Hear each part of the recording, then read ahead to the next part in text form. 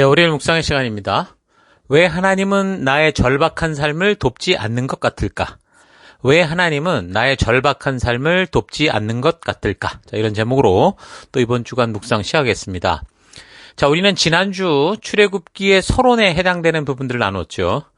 그리고 이제 1장을 통해서 출애굽기의 역사적인 배경들을 우리가 먼저 생각해 봤는데, 짧은 그 한 장이지만 그 안에는 지금 400년에 해당되는 그 역사적인 시간이 흘러가고 있었다라는 걸 알았습니다. 자, 그래서 우리는 이런 성경의 시간적 흐름 속에서 역사적으로 지금 어떤 일들이 벌어졌는지를 최대한 좀 바르게 유추하면서 지금 하나님께서 이루어 가시는 일들이 지금 어떤 상황으로 진행되고 있는가, 그 환경이 어떤 상황인가, 이런 걸 파악을 해야 됩니다.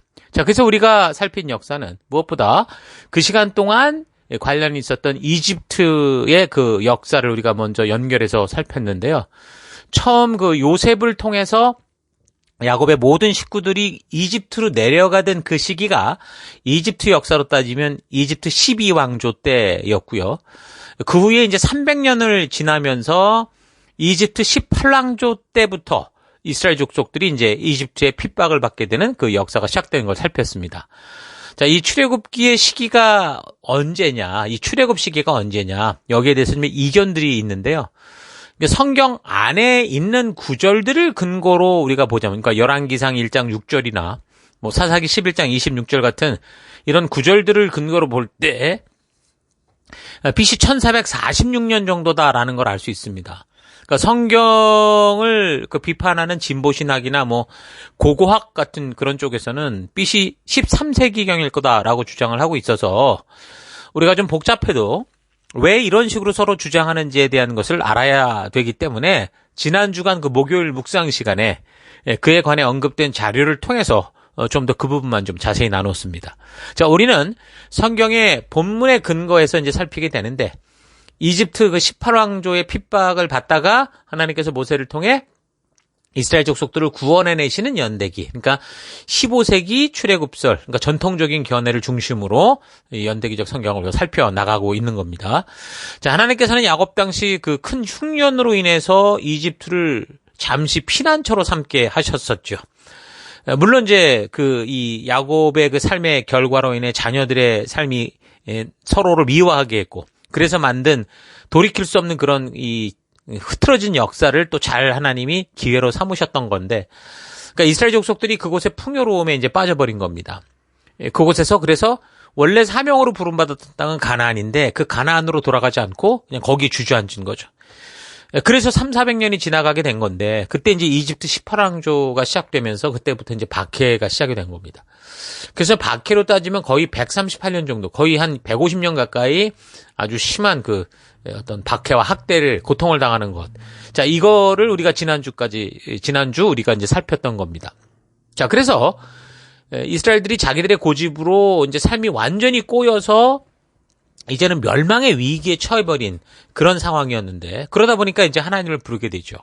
어찌할 바를 모르고 이제 고통 속에 이제 탄식을 하게 됩니다. 자, 그래서 2장 23절부터 보면 이렇게 얘기를 하죠. 세월이 많이 흘러서 이집트의 왕이 죽었다. 이스라엘 자손이 고된 일 때문에 탄식하며 부르짖으니 고된 일 때문에 부르짖은 소리가 하나님께 이르렀다. 하나님이 그들의 탄식 소리를 들으시고 아브라함과 이삭과 야곱에게 세우신 언약을 기억하시고 이스라엘 자손의 종살이를 보시고 그들의 처지를 생각하셨다. 그러니까 창세기 마지막 장과 지금 출애굽기 첫 장의 그 시간적 그 공백이 지금 거의 300~400년이라고 그랬는데요.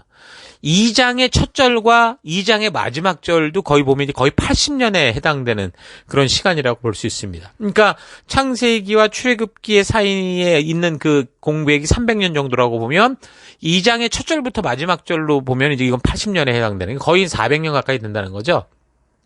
그래서 지금 읽어드린 이스라엘이 탄식하며 부르짖는 이 일은 모세가 이제 미디안으로 도망간 어느 시점을 말하는 것일 수 있습니다. 그러니까 이집트의 탄압의 시기를 보면 이집트 18왕조의 시작, 그러니까 아흐모세 1세와 함께 탄압이 시작됐는데 그 3대 왕이었던 투트모스 1세 때 더욱 심해져서 태어나는 이제 남자아이들을 다 죽이게 되기까지 이제 45년 정도의 시간이 흐른 거고, 그 후에 12년 뒤인 BC 1527년경에 모세가 출생을 하니까 그러니까 그렇게 따지면 한 57년 가까이 계속 탄압이 이어졌던 겁니다.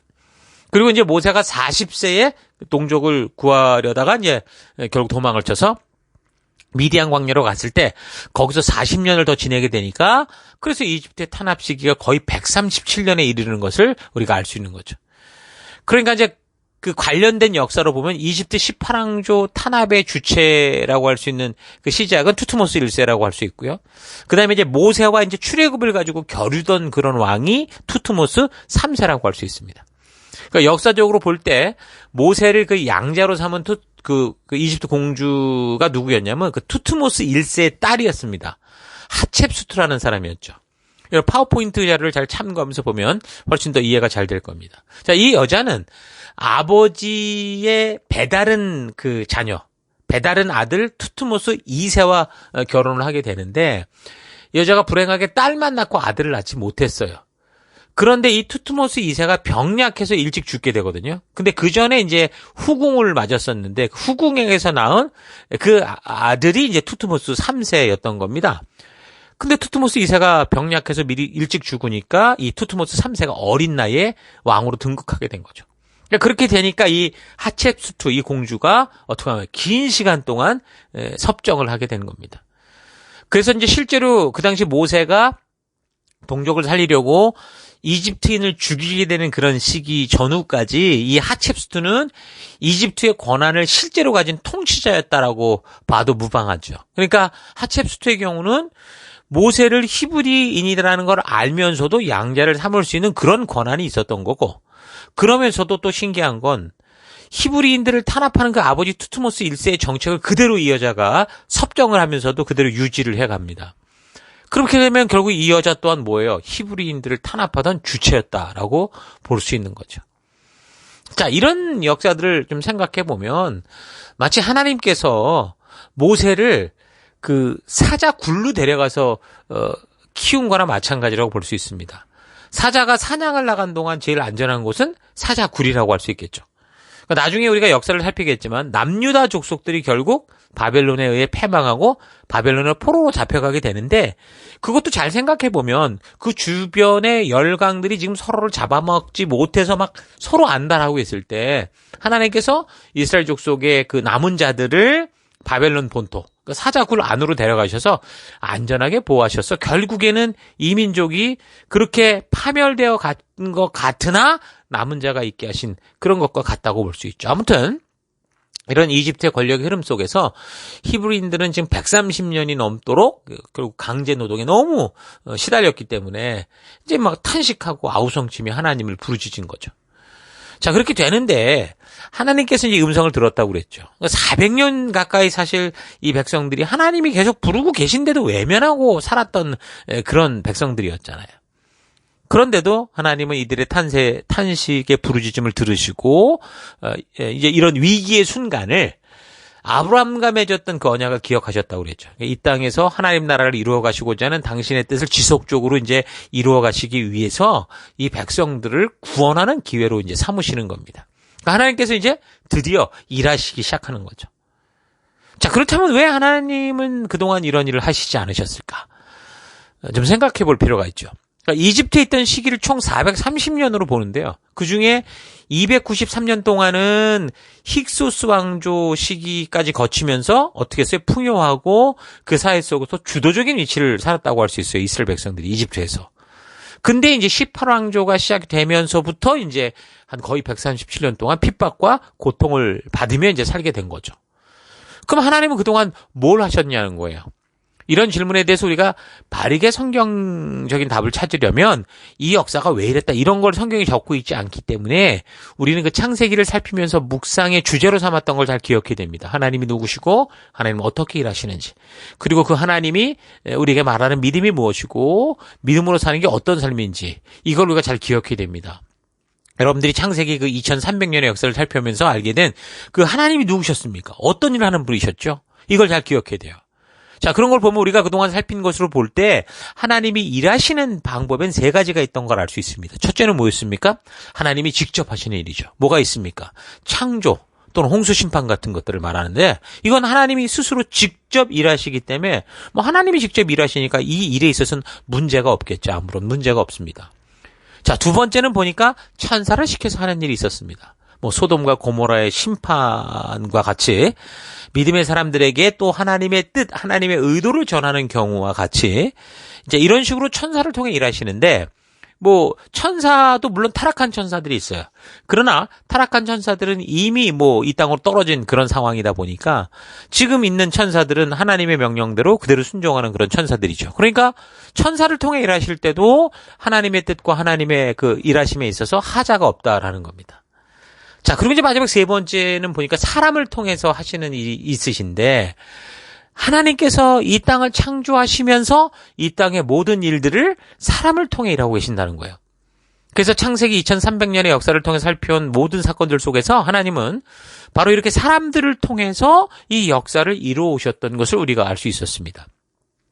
하나님은 이 땅을 창조하시면서 하나님이 창조하신 모든 것을 사람들이 다스리고 돌보도록, 다시 말해서 주인 되신 하나님의 권한을 그 사람들에게 위임을 하셔서 그 만물의 주인은 아니지만 청지기로서 이 온 땅을 하나님의 창조의 축복을 누리며 살아갈 수 있도록 하는 그런 책임, 그러니까 사람이 이 일을 하게 된 거죠.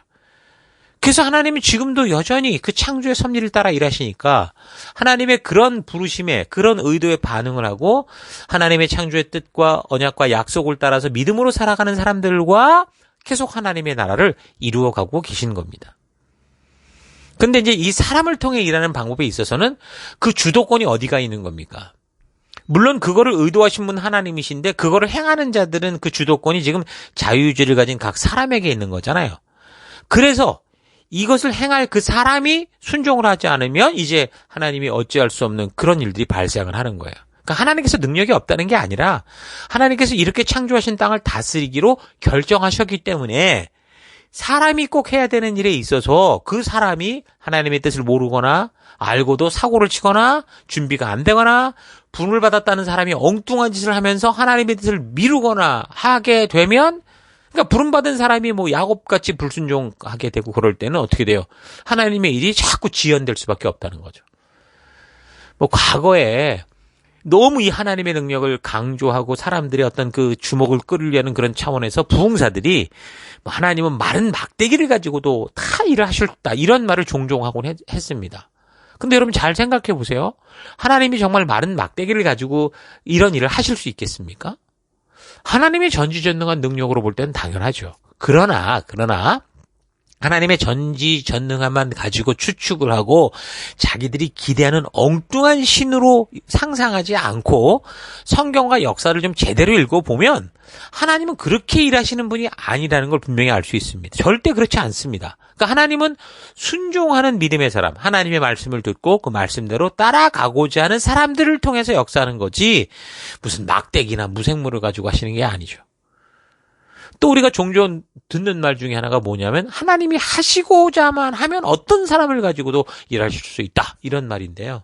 그러나 하나님이 인간을 그 자유지를 지닌 인격적 존재, 스스로 선택하며 살아갈 수 있는 그런 존재로 만들었다라는 게 진리인 이상에는 이 또한 말이 맞지 않습니다. 그러니까 성경 전체를 잘 안 봐서 자꾸 이런 소리를 하는 거예요. 하나님은 아무 사람이나 붙잡고 일 못하십니다. 이렇게 지구상에 70억씩이나 되는 사람들이 있는데 그 지금 창조 이후 6천년의 시간이 흘러가고 있는데 이 세대는 어떻게 되고 있어요? 점점 죄악의 구렁텅이로 빠져가고 있어요. 그래서 세계 곳곳에서 악이 판을 치고 가난한 자와 약자들을 짓밟고 등골을 뽑아먹고 있는데도 어떻게 하는 거예요? 하나님께서는 아무나 붙잡고 일하시지 못하는 거예요. 하나님 입장에서 아까 말한 것처럼 하나님이 하시는 일, 하나님의 입장은 항상 성실하시고 신실하시고 아무런 하자가 없어요. 우리에게 언약하시고 약속하신 것을 절대로 잊지도 않으시고 영원토록 그걸 성실하게 이루어가시는 하나님이십니다. 그러니까 이집트 생활 430년 동안 하나님께서 아무 일도 안 한 것이 아니고요. 아브라함과 이삭과 야곱을 통해 언약하고 약속한 것들을 하나님의 말씀에 가치대로 살아가고자 하는 사람들과 성실하게 지키려고 그렇게 해오셨다라는 거예요. 물론 그런 사실적 증거에 대해서는 성경이 그걸 기록하고 있지는 않아요. 근데 역사의 흐름이 창세기의 마지막에 지금 이집트로 간 후 지금 300여 년이 흐른 뒤를 조명하고, 그렇게 이전에 이집트의 노예가 돼서 고통해하는 역사도 모세의 출생과 그 후에 80년, 한 100년의 이야기를 하는 거거든요. 그러니까 우리는 이런 성경 연대기적인 흐름을 잘 파악하고, 그 사이사이, 이렇게 지금 간격이 떨어지는 사이사이 어떤 상황들과 환경들이 지금 흘러가고 있는가, 하나님은 어떻게 하고 계셨는가라는 것을 우리가 최대한 잘 파악하고, 그 세월의, 그 시간의 흐름을 통한 메시지를 우리가 잘 분별할 수 있어야 됩니다. 그러니까 성경에 이렇게 역사적 사건 사이마다 긴 공백들이 많은데, 이 공백의 시기가 잘 보면 그냥 비어있는 공백의 시간이라고 생각해서는 안 된다는 거죠.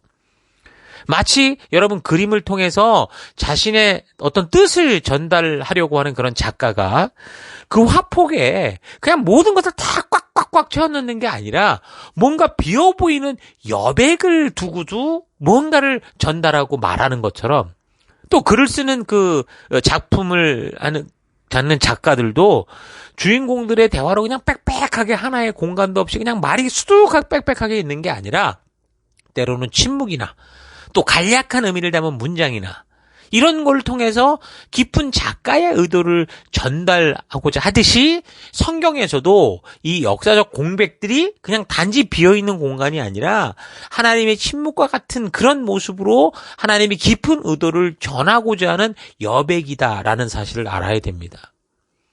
그래서 우리가 성경의 이런 여백을 통해 말씀하시는 하나님의 깊은 의도를 알기 위해서는 이게 하나님이 누구시고 어떻게 일하시는지 이걸 바르게 알아야 되는 거예요. 아브라함이 하나님의 약속을 받고도 이스마엘을 낳았을 때 다시 하나님께서 아브라함에게 나타나시기까지 13년의 그 여백의 시간들이 있었었죠. 그러니까 결국 또 구약이 가슴 아프게 문을 닫으며 세례 요한으로 등장하는 신약의 문이 열리기까지도 보면 나중에 400년의 침묵기가, 그러니까 여백이 흘러가거든요. 그러니까 그런 여백들 속에 하나님의 깊은 뜻, 그 여백 속에 남긴 하나님의 깊은 뜻, 이런 것들이 있는 것처럼 우리가 지금 살피기 시작한 창세기 마지막 장 이후 다시 일하시는 이 출애굽기의 첫 장, 이 300~400년의 여백이 분명한 의미가 있다라는 거 우리가 알아야 되는 거예요. 자, 그래서 우리가 왜 하나님이 이런 역사의 여백들을 자꾸 남기시는가? 왜 400여 년의 시간 동안 당신의 역사를 이루시지 않았는가? 자, 이런 것들을 우리가 이 하나님이 사람을 통해 일하시는 그런 의도를 가지고 우리가 창세기를 통해 살펴왔던 하나님의 일하심과 하나님이 누구시냐라는 것과 하나님이 일하시는 방법들을 우리가 잘 잊지 말고 계속 우리가 깊이 묵상해가는 우리가 됐으면 좋겠습니다. 자, 오늘 하루 나는 지금 나의 삶의 그 불편함과 어려움과 절박함 때문에 정말 이런 일이 나에게 이렇게 다가오게 된 그 진정한 이유를 알지 못하고 단지 내가 당장 불편하고 어렵고 힘들다는 이유로 그냥 간절히 기도하면서 결국 내가 기대하는 대로 내가 원하는 때에 이루어지는 걸 기대하는데 그렇지 않은 현실을 보면서 괜히 하나님 원망하고 있지는 않았는가 좀 되돌아봤으면 좋겠습니다. 하나님은 이스라엘 족속들을 보호하시려고 잠시 이집트를 피난처로 주셨는데 지금 이 이스라엘 사람들은 그 피난처를 그냥 삶의 터로 바꿔버렸죠. 그래서 하나님이 저들을 부르신 사명의 땅, 그 가나안 땅에서 하나님 나라 백성답게 살아가야 되는 사명을 내팽겨쳐 버리고 있었습니다. 그렇게 약육강식의 그 세상, 그 이집트 속에서 그들은 세상과 같이 편안과 풍요와 타협하며 살았던 거죠. 그러다 보면 어떻게 돼? 반드시 더 강하고자 하는 그런 자들에게, 이 주도권을 뺏기지 않으려고 하는 자들에게 짓밟히고 빼앗기고 결국에는 완전히 진멸될 수 있다라는 이 사실을 그들이 분명히 그 세상의 그 습성을 알기 때문에 알고 있음에도 억지로 잊고 살아간 거예요. 지금의 편리함을 위해서. 그 결과 어떻게 됐어요? 결국 정말 삶에서 자기 민족이 전멸당한 위기에 처한 겁니다. 그것도 태어나면서부터 죽을 때까지 그냥 강제 노동에 시달리다가 다 그렇게 죽어갈 그런 처지가 된 거죠. 왜 이런 일이 벌어졌습니까? 이게 하나님의 게으름과 무관심 때문일까요? 그렇지 않습니다. 하나님은 지금 하나님이 언약하시고 약속하시는 곳에서 항상 저들을 기다리고 계셔요. 그럼 저들은 그 하나님께 나아가야 되는데, 그 약속으로 나아가야 되는데, 그런 하나님과의 약속을 잊어버리고, 자기가 하고 싶은 일과 자기가 머물고 싶은 곳에 머물면서, 하나님을 와라! 나를 도와라! 이런 식으로 자기 만족과 유익을 위해 산 거죠. 그러니까 마찬가지로 우리의 삶의 현실 속에서도 잘 분별하지 못해서 그렇지, 아마 이렇게 비슷하게 생긴 어려움들이 굉장히 많을 겁니다. 그러면서 하나님이 나를 돕지 않고 내가 원하는 대로 이끌어주지 않는다고 투덜거리고 그렇게 살아가고 있지 않은가? 우린 좀 잘 되돌아봐야 돼요. 어떤 일을 추진하다가 그것이 멈춰 있다라는 것은 뭐가 잘 되고 있는 게 아니라 문제가 있다라는 거잖아요. 그러니까 하나님과 나 사이에서도 뭔가 멈춰진 것 같이 느껴진다면요, 그것은 분명히 내가 하나님과의 약속을 잊어버리고 내 삶에 바쁘다는 핑계로 그 약속의 자리로 가지 않기 때문일 가능성이 많습니다. 내 욕심대로 살고 있는 그런 가능성이 많죠. 여러분, 하나님이 약속하신 그 자리로 가는 게 순종입니다. 그런 순종이 있을 때 하나님은 다시 나와 더 나아갈 수 있는 그 다음을 이야기하시고 인도해 가실 수 있는 거예요. 그러니까 내 삶 속에서 이런 공백들, 그러니까 하나님이 여백을 두실 수밖에 없는 그런 일들이 300년, 45년, 17년 이런 일들이 나로 인해 생기고 있지 않은가? 나의 불순종으로, 나의 외도로, 나의 외면으로 이런 일이 벌어지고 있는 건 아닌가 좀 잘 되돌아보시고, 날마다 하나님과 약속한 그 동역의 일들이 온전히 이루어갈 수 있도록, 이 여백이 있다고 하더라도 이 여백이 더 믿음으로 나아가는 추진력을 얻는 그런 여백이 될 수 있도록 정말 진정으로 하나님의 말씀과 부르심 앞에 순종하는 그런 삶으로 나아가는 여러분 될 수 있기를 주의 이름으로 축원합니다. 자, 오늘 하루도 힘내십시오. 잠시 기도하겠습니다. 하나님께서는 나를 부르시며 꿈을 꾸시고 나와 언약해 주시고 약속을 통해 나로 주님과 동행하는 길로 부르시는데, 그 부르심 앞에 서고 약속을 받았음에도 불구하고 이스라엘 족속들처럼 이집트의 안락과 풍요에 머물러 나의 만족과 유익을 위한 삶만을 살아왔던 것을 회개합니다. 하나님과 동행하는 길에서 긴 시간의 공백이 생기는 건 언제나 신실하신 하나님과의 약속의 자리로 내가 나아가지 않기 때문이었다라는 사실을 잊지 않고 부지런히 우리 하나님과의 약속의 자리로 나아가는 내가 되기 원합니다. 2022년 이 한 해 벌써 10월이 됐는데, 나는 지금 우리 주님과 동행하는 길에서 이 한 해 동안 공백이 많았는지 아니면 동행의 시간이 많았는지 좀 잘 되돌아보고, 남아있는 이 2022년의 시간 동안 하나님, 우리 주님과 함께 동행하는, 우리 하나님과 함께하는 그런 역사를 만들어가는 내가 되기를 원합니다. 나의 절박한 삶을 외면하는 하나님이 아니라 내가 하나님을 외면하고 있었다라는 이 사실을 잊지 않고, 내 삶의 현장에서도 내가 지금 하나님을 외면하고 있는 그런 삶을 살고 있지 않은가 되돌아보고, 하나님 속히 주께 돌아와 주와 동행하는 내가 되길 원합니다. 우리가 되길 원합니다. 함께 하심을 감사드리고 예수님 이름으로 기도했습니다. 아멘.